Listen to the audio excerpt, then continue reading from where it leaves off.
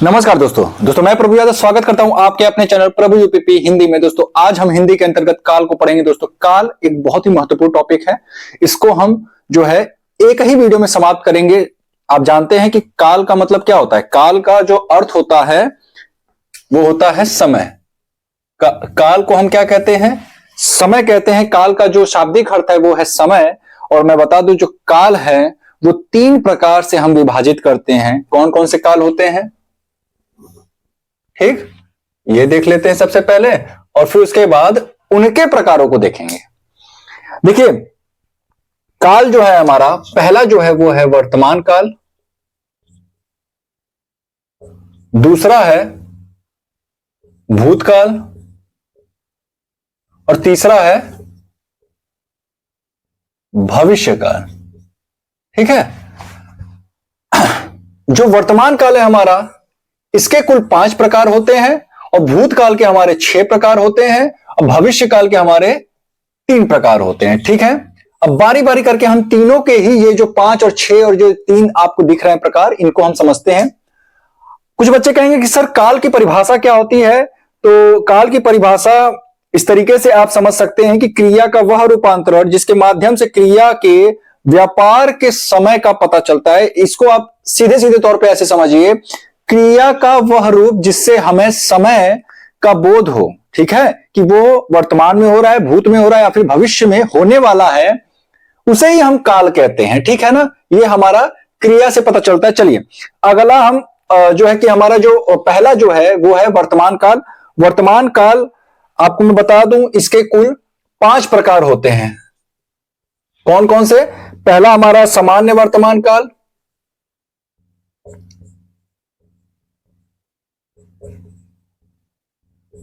ठीक है, दूसरा है हमारा अपूर्ण वर्तमान काल,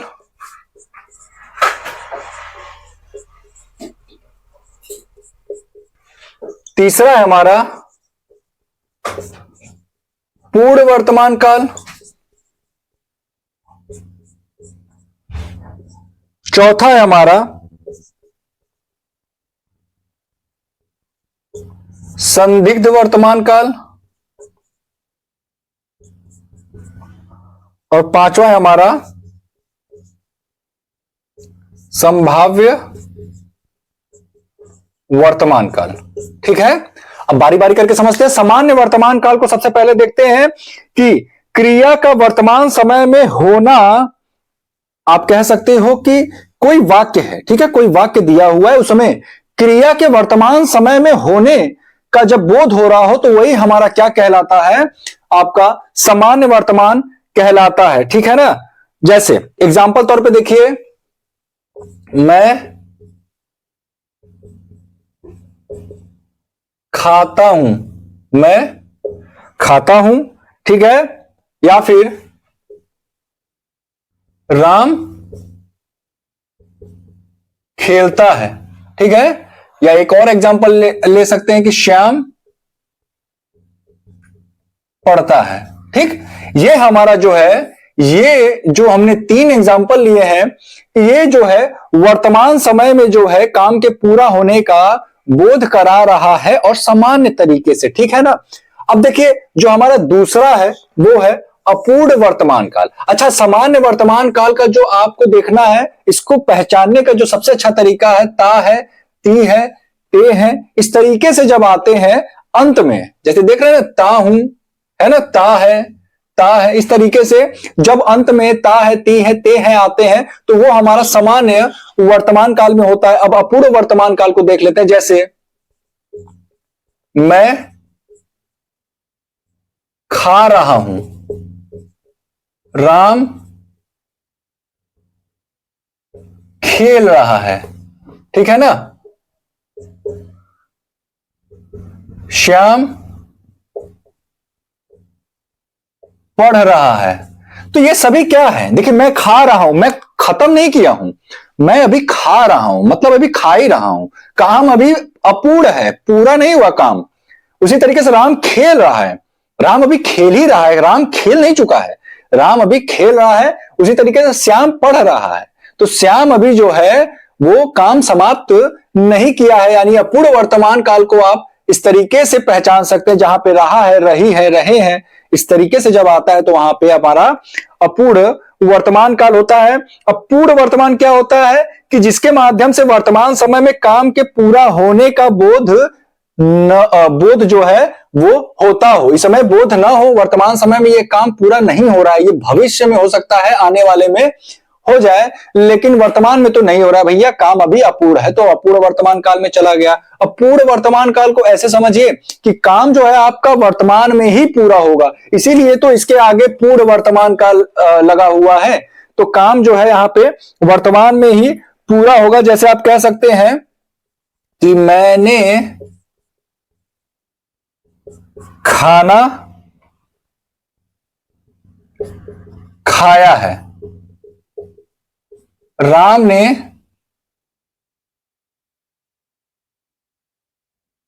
क्रिकेट खेला है। ठीक है, तो यहां पे आप कह सकते हैं कि जो काम है ये पूर्ण हो चुका है ना। काम क्या है, पूर्ण हो चुका है। इसको अगर आपको पहचानना है तो अंत में आ ई ए इस तरीके से आएगा और है होगा आगे। ठीक है, जैसे आ है ना, यहां पे देख रहे हैं अंत में क्या आ रहा है, खाया है, आ है, और यहां पे आपका क्या आया है, खेला है, आ है, तो यहां पे ई है भी हो सकता है। जैसे राधा खाना खाई है, यहां पे होता राधा खाना खाई है, तो वहां पे ई है हो जाता। तो अंत के आपको इसको पकड़ना है कि आ है, ई है, ए है, जब आए तो वो क्या होगा, हमारा पूर्ण वर्तमान काल में होगा। ठीक है, चलिए संभाव्य वर्तमान काल को देखने से पहले हम संदिग्ध वर्तमान काल को देखेंगे। जैसे क्रिया का वह रूप जिसके माध्यम से वर्तमान समय में क्रिया के होने में संदेह प्रकट हो रहा हो। चूंकि यहां पे एक शब्द दिख रहा है संदिग्ध, यानी कि ये वर्तमान में है या फिर भविष्य में है या फिर भूत में है। संदिग्ध है यानी कि हमें संशय है। ठीक है ना, चलिए इसको समझते हैं। वह पढ़ता होगा, वह पढ़ता होगा। ठीक, राधा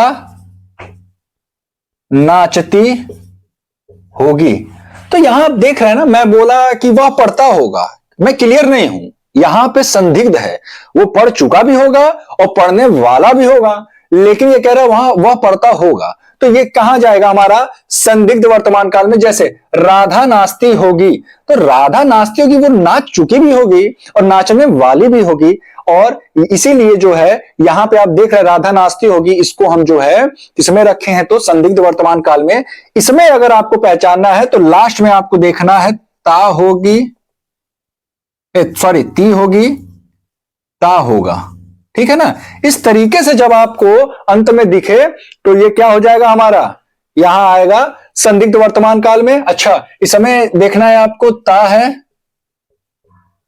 ती है और ते है। इसी तरीके से इस समय है रहा है, रही है, रहे हैं। ठीक है, और इस समय क्या देखना है, आ है, ई है, इस तरीके से अंत में ध्वनि आएगी। ठीक है, संभाव्य वर्तमान काल को देख लेते हैं। इसमें यह है कि वर्तमान समय में क्रिया के पूर्ण होने की संभावना, ठीक है, संभावना जताएगा। जैसे एग्जाम्पल देख लेते हैं कि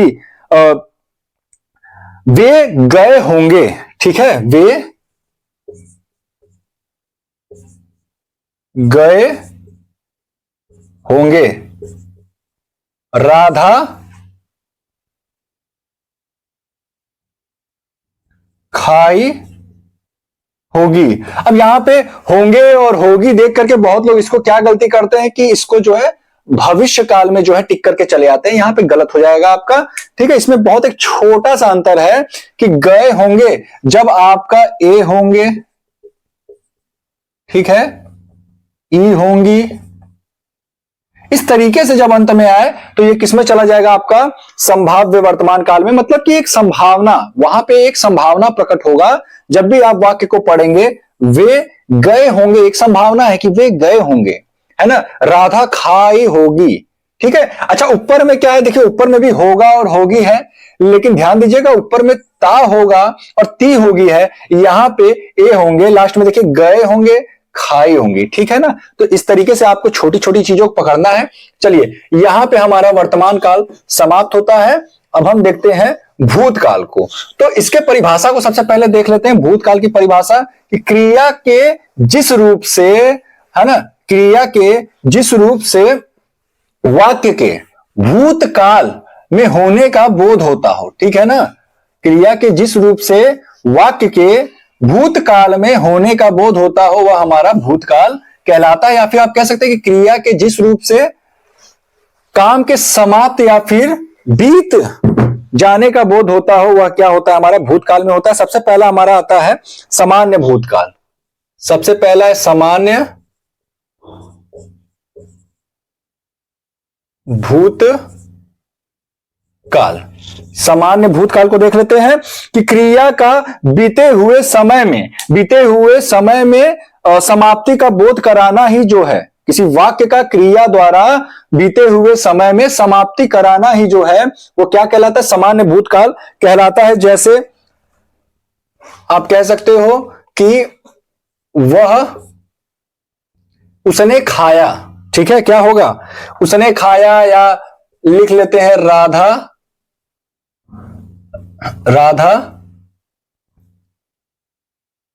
खाई, ठीक है ना। राधा खाई, राधा गई, ठीक है।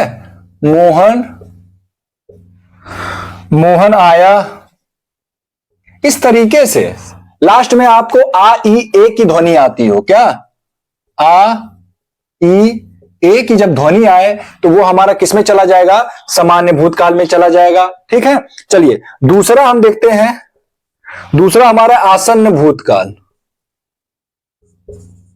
आसन्न भूतकाल, देखिए इसको देखते हैं। क्रिया की समाप्ति निकट या, है ना, समझिए, वाक्य, कोई किसी वाक्य में क्रिया की समाप्ति का निकट भूतकाल में होने का बोध होता हो। जैसे अभी अभी तुरंत हमने किसी काम को अभी अभी तुरंत जब समाप्त किया हो तो वो हमारा किसमें जाता है, आसन्न भूतकाल में जाता है। जैसे मोहन अभी आया, मोहन अभी आया। सीता अभी खाई, ठीक है। तो यहां पे देख रहे हैं ना, अभी आया, अभी खाई। या फिर कह सकते हैं कि मोहन तुरंत आया, सीता तुरंत आई। तो अभी जस्ट जो है किसी काम के समाप्त होने का जब बोध होता है तो वहां पे आसन्न भूतकाल होता है। और तीसरा हमारा हो जाएगा अपूर्ण भूतकाल। अपूर्ण भूतकाल। अपूर्ण भूतकाल में क्या होगा दोस्तों, नीतू नाच रही थी, नीतू नाच रही थी। जब किसी वाक्य के जो है भूतकाल में जो है अपूर्ण होने का बोध होता हो, ठीक है। जब किसी वाक्य के क्रिया द्वारा भूतकाल में अपूर्ण होने का बोध होता। अपूर्ण मतलब कि वो पूरा नहीं हुआ भूतकाल में। जैसे नीतू नाच रही थी, आप कह सकते हो कि जब आप वहां पे थे तो नीतू नाच रही थी, तो वो बीत चुका है, ठीक है, वो बीत चुका है। तो इसको कैसे पहचानना है, अंत में आपको देखना है रही थी, रहा था, रहे थे। इस तरीके से अगर अंत में आपको दिखे तो वो क्या होगा, आपका अपूर्ण भूतकाल में चला जाएगा। चलिए चौथा हम देख लेते हैं, पूर्ण भूतकाल। पूर्ण भूतकाल की परिभाषा को देखिए। जैसे क्रिया का वह रूप जिसके माध्यम से क्रिया की समाप्ति का स्पष्ट बोध हो। मतलब कि क्रिया का ऐसा रूप, किसी वाक्य के अंतर्गत क्रिया का ऐसा रूप जिसके माध्यम से वाक्य के या फिर जो कार्य है उसके समाप्ति का बोध होता हो, ठीक है ना। जैसे एग्जांपल देख लेते हैं। प्रवीण ने मेरा घर देखा था, प्रवीण ने मेरा घर देखा था, ठीक है। इसके साथ ही देख लेते हैं, सीता गाना गाई थी, ठीक है, तो यहां पे अब आपको अंत में पकड़ना है आ थी, आ था, ई थी, ए थे। ठीक है ना, इस तरीके से जो है अंत में अगर आपको दिखे तो वो कहां चला जाएगा, पूर्ण भूतकाल में चला जाएगा। अगला हमारा है संदिग्ध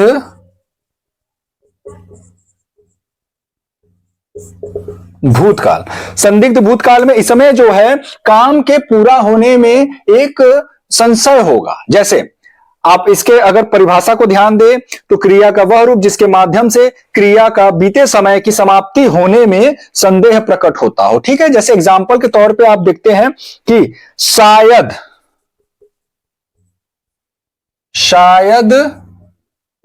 उसने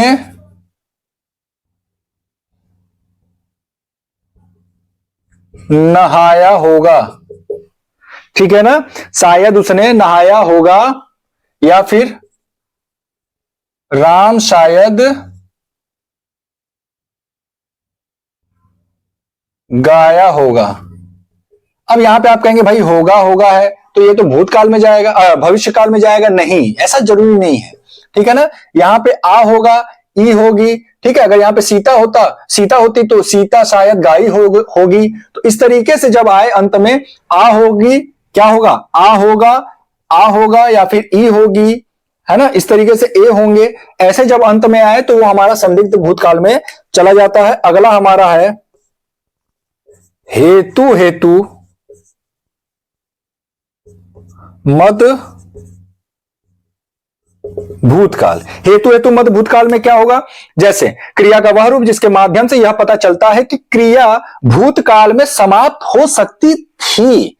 ठीक है, हो सकती थी पर वह समाप्त नहीं हो सकी। मतलब कि काम वो हो सकता था लेकिन वो हुआ नहीं। तो इस समय देखिए इसको ऐसे पढ़ते हैं, अगर वह पड़ा होता तो उत्तीर्ण, अगर वह पड़ा होता, या फिर यहां पे लिख सकते हैं अगर वह पढ़ता तो उत्तीर्ण हो जाता। ठीक है, अगर वह पढ़ा होता तो वह क्या हो जाता, उत्तीर्ण हो जाता। यहां पे अक्सर आपको जो है, यहां पे अक्सर आपको एक संयोजक जो है कि कुछ ऐसे आपको शब्द दिखेंगे कि जो वाक्यों को जोड़ने का काम करे। अब दोस्तों भविष्य काल में जो पहला हमारा आएगा वो है सामान्य भविष्य काल। सामान्य भविष्य काल की परिभाषा को देखते हैं। सबसे पहले क्रिया का वह रूप जिसके माध्यम से क्रिया के आने वाले समय में होने या करने का बोध होता हो। ठीक है, तो वह क्या कहलाता है, सामान्य भविष्य काल कहलाता है। जैसे एग्जांपल समझते हैं, राम किताब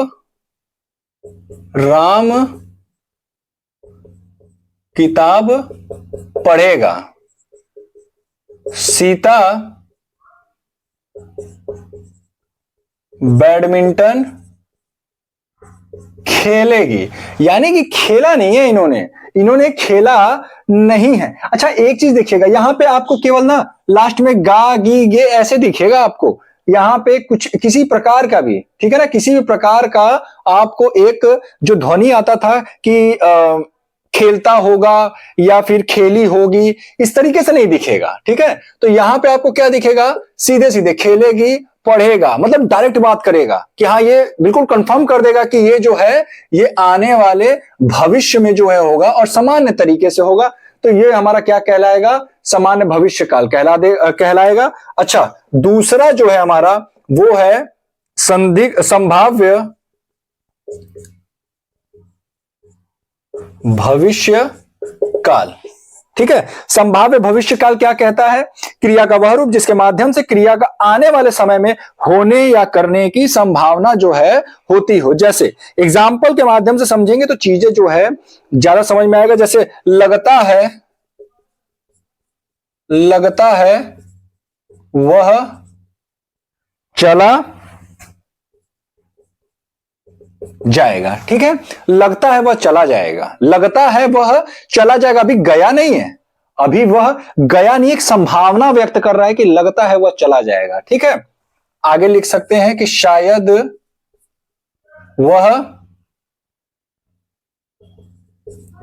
नाचेगा, शायद वह नाचेगा। आप कह सकते हैं ये यार खामुखा मैं लगा रहा हूं यहां पे, शायद वह नाचेगा। इसका कहने का मतलब यह है कि अभी वो नाचा नहीं है, शायद वह नाचेगा, यानी कि एक संभावना व्यक्त किया जा रहा है कि वह नाच सकता है, मन है ना, शायद वह नाचेगा, लगता है, शायद। इस तरीके से जब आगे लगे कोई शब्द और लास्ट में आपका सीधे सीधे आपका क्रिया के साथ गा गी गे लगे, तो वहां पे हमारा संभाव्य भविष्य काल जो है होता है। तीसरा हमारा हेतु हेतु मद, हेतु हेतु मद भविष्य काल। हेतु हेतु मद भविष्य काल क्या होता है? क्रिया का वह रूप जिसमें एक क्रिया का होना दूसरी क्रिया पर निर्भर होता है। जैसे वह चले जाए तो मैं बैठूं, उसमें कहेगा इस तरीके से कि वह चला जाए तब मैं नाचूं, वह आ जाए तब मैं खाऊं। समझ में आ रहा? देखिए, वह चला जाए तब मैं नाचूं, यानी कि वो गया नहीं है, वो बात कर रही है कि अगर वह चला गया तब मैं जो है नाचूंगी, है ना। चला जाए, है ना, यहां पे लिखा हुआ है वह चला जाए, मतलब अभी गया नहीं है, वो बात कर रही है कि अगर वह चला जाए तब मैं नाचूं। वह आ जाए, वह आ जाए तब मैं खाऊं, मतलब कि अभी वो आया ही नहीं है। ये भविष्य काल की बात कर रही है कि वह आ जाए तब मैं जो है खाऊं। यहां पे भी आपको जो है दो वाक्य दिखेंगे, पहला वाक्य ये हो जाएगा, दूसरा वाक्य ये। इस तरीके से जो पहला जो हमारा वाक्य होगा वो दूसरे वाक्य के ऊपर जो है आप कह सकते हैं दूसरा वाला वाक्य पहले वाले वाक्य पे और दूसरा पहला वाला दूसरे पे जो है निर्भर होता है। और जब आप सेंटेंस को जब पढ़ेंगे, जब आप वाक्य को पढ़ेंगे, तो आपको खुद पता चलेगा कि यह जो भविष्य काल की बात कर रहा है, लेकिन एक आप कह सकते हो कि यहां पे एक आप कह सकते हो कि मतलब एक निर्भरता वाली बात है कि अगर वह चला जाए तब मैं नाचूं। तो कहीं ना कहीं जो हमारा जो ये नाचना जो एक क्रिया है, यह हमारा चले जाने पर निर्भर करता है। तो जब इस तरीके का जब आपको वाक्य दिखे तो वो कहां चला जाएगा? हेतु हेतु मत भविष्य काल। यहीं पे हमारा काल समाप्त होता है। और उम्मीद करता हूं कि ये वीडियो आपको पसंद आएगा दोस्तों। अगर वीडियो अच्छा लगा तो प्लीज वीडियो को लाइक करें, चैनल को सब्सक्राइब करें दोस्तों। फिर मिलते हैं किसी अन्य वीडियो के साथ, तब तक के लिए जय हिंद, जय